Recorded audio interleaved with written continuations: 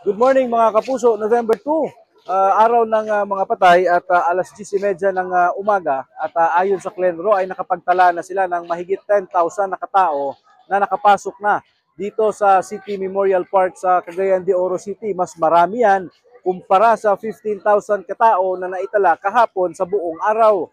Ayon sa Clenro ay inaasahan pa nila ang pagdagsa ng mga tao ngayong tanghali hanggang mamayang gabi na dahil hanggang alas 8 na lang ng gabi papayagan ang mga gustong bumisita na makapasok dito sa City Memorial Park. Ayon naman sa Clenro ay walang nagiging problema sa mga taong bumibisita dito maliban na lang sa mga nicho na hindi na nila mahanap at nakaantabay naman ang mga personahe ng City Local Environment and Natural Resources Office o Clenro upang umalalay sa mga pamilya ng mga yumao na hindi na mahanap ang kanilang mga libing.